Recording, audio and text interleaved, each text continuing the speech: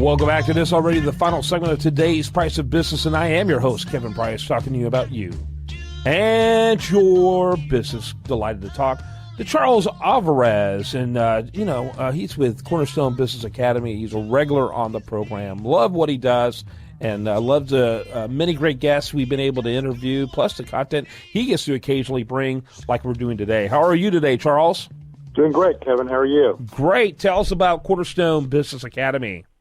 Well, our tagline is we deliver freedom to business owners, and we actually kind of work under the assumption that employees actually want to be successful and they want to feel like they're doing a good job and contribute.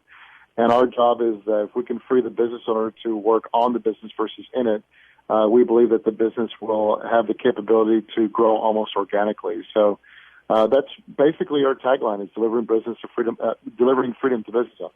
Okay, very cool. Talk a little bit about, the type of industries you tend to focus on. We typically tend to focus on 4 industries, and there's nothing really actually spectacular. It's how we chose these. These are just ones that over the years either I've worked in or just had some knowledge in, and I can speak the language. One industry that we're seeing a lot of penetration here recently are IT outsourcing companies. We also work with software development companies, which also includes web development companies. We also work with a lot of midstream companies and also other consultants like marketing consultants, marketing firms. Those are basically our core niches that we truly understand. Yeah. I think that I love what you guys do. I'm a firsthand recipient of the work of Cornerstone Business Academy. Strongly endorse what's happening because, frankly, I don't care how good you are or whatever it is that you do. You can always be better, but you need third-party objectivity coaching to help facilitate that. On professional baseball teams, coaches make a fraction of what players make. Yet without those coaches, those players have a difficult time taking their game to the next level. Really, that's what you guys are all about in the professional business coaching arena, isn't it? It's really true, Kevin. And a lot of people ask us, are you going to come in here and tell me how to run my business? Or are you going to come in here and, do you have the same level of experience that I do in running my company? And the answer is always going to be 100% no. We never pretend to be, and we know that we're never the smartest people in the room. More than anything is to provide, 1 to 2 ideas per meeting that takes your business to the next level, and how to motivate your employees, how to get your team to be more effective. If you have a team of 10 people and can find 4 hours each week to increase their productivity, that's 40 hours. Well, that's like hiring a brand new person without really actually having to hire a brand new person. So really it's adding productivity to that staff so that the business owner can truly focus on growing the business versus having to be caught into the details. But you're right. Even the best players in the world like Jordan Spieth, Tiger Woods, well, maybe not so much now, but most I almost used him as an example too, and I said, Nixnay on Tiger Woods, eh? Yeah. But most successful athletes, and actually, quite frankly, we find that most Fortune 500 company CEOs have their own business coaches and consultants. And that's not our market for a whole host of reasons. But, my thing is, we like Jack Nicklaus said, we can't see our own swing. And sometimes having somebody look at us from the outside in and point things out is spectacular. I had a meeting with my business consultant this morning, and he pointed out something very, very obvious, but it was obvious to him and not to me, just because he can see it from an outside perspective, which is very, very valuable. Yeah, no question about it. No question about it. Talk a little bit about what you find the biggest blind spot most business owners have. I would say that the biggest blind spot is the fact that they feel like they have to be more in control than what they think they need to be. We actually do find that if you give very clear parameters and very clear expectations to the point where like a 7 or 8-year-old can understand it, that people actually tend to perform to those. One of the things that we hear a lot in my business is, Charles, if people can just do their job, or why is it so hard just to get them to do X, Y, and Z? And my simple question back is, well, number one, do they understand exactly what your expectations on them are? And number two, have you given them clear parameters and clear benchmarks to hit? And in 99 times out of 100, the answer is no. They're too vague, like do a good job or perform at your best or just do your work. Well, to some people, performing at your best might be completely different than your definition of completely your best. So there is a way that you can monitor and control the effectiveness of your employees and still empower them, encourage them, and hold them accountable to that without feeling like you have to hover over them like a helicopter parent every single day. Mm-hmm. Yeah, absolutely. Talk about what is the most common area that you focus on first to help these business owners. Well, the first thing that we do is you got to set up business.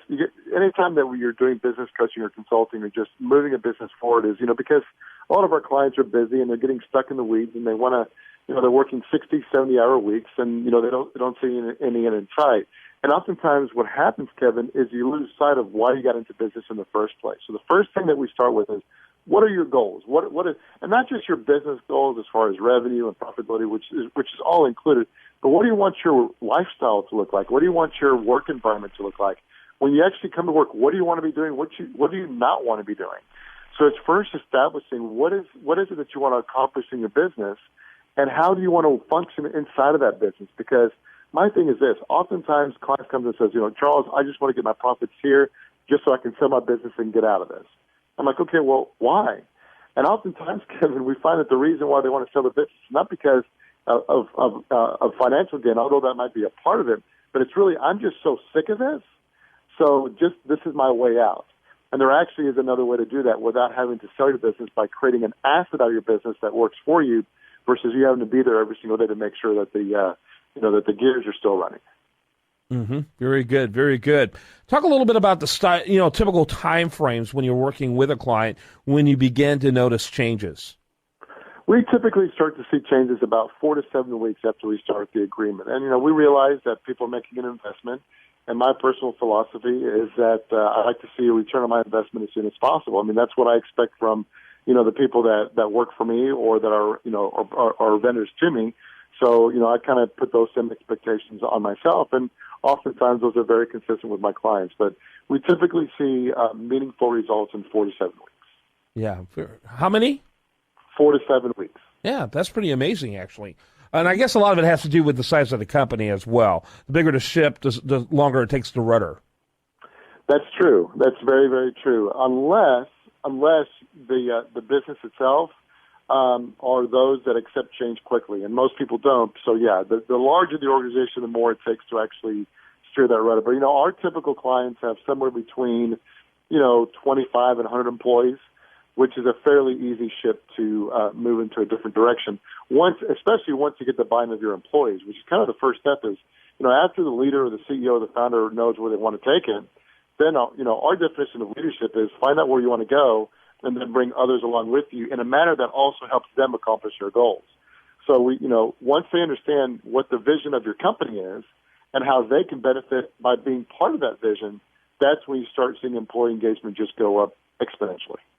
Tell me when your business tends to grow the most. Is that during strong economies where people have extra money and therefore they can spend, money on services like yours? Is that in weak economies where, oh my gosh, we're really struggling sales and marketing wise? We better bring something like someone on like Charles, or we may not make it to the next quarter, or ends up being both, just different people at different times? That's a great question, Kevin. And actually, I'm going to speak more towards the 25 to 100 employees, because that's the kind of companies we work for. Certainly, if you're General Electric or Exxon and have that big of a chunk of the total GDP of the world, United States, then that becomes a big of a factor. But I say the number one factor that affects the growth rate is the mindset of the business owner. If you believe that oil prices are going to keep you down, your business is going to follow suit. If you believe that low oil prices means that you get to take more market share, guess what? You will.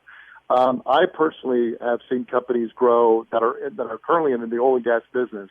I've actually seen them grow 20 to 30% this year because their mindset was, regardless of whether oil prices go up or down, we can still take market share. So it has a lot to do more with the mindset of the business owner and the leadership, and a lot less to do with the other circumstances, which we have no control over. Mm-hmm. Mm-hmm. So, talk about the scope in terms of types of services that you offer. My understanding is it's pretty broad. It is pretty broad, but really what we say is we move 4 numbers. The first number, of course, is sales. We move the sales number, so we come in there and do sales consulting, where we implement the sales process that is scalable across the business and insert the accountability system to make sure that it's properly followed. The second number that we affect is gross margins, which is typically has to do with how productive your people are on delivering the goods and services that you deliver, and or the type of arrangements you have with your vendors. My thing is this: if you have a key, just like you would have a key performance indicator for employees, I recommend having the same exact type of KPIs for your vendors, because your vendors, even though they're not a W-2 employee, they have a significant amount of effect on the health or the lack of health of your organization. The third thing that we fix is basically the net operating margin. And we use the 80-20 rule to do a lot of productivity consulting to be able to basically transform your business to where it's only working and only designed to work with your best customers. We find that 80% of your revenue only comes from 20% of your customers. And the last thing we look at, which you can't find on a balance sheet or P&L, is time. We personally think that a business is a business when the owner can take off for 30 days and come back and find the business equal to or better than when they left it. So that's the last measure we say is like, are the processes in the business, is the accountability system in the business, and are the measurement points in the business so good that the business owner can take 30 days off and find the business equal to or better than when they left it. Mm-hmm. Very good. Thanks so much for your time, my friend. It's always a pleasure being with you, Kevin. Yep, Charles Alvarez. You can learn more about him at Cornerstone Business Academy. That's cornerstonebusinessacademy.com. And when we come back tomorrow, we're going to have much more for you. I do want to remind you the show continues 24/7 at priceofbusiness.com. While there, like it on Facebook and follow on Twitter. This is The Price of Business.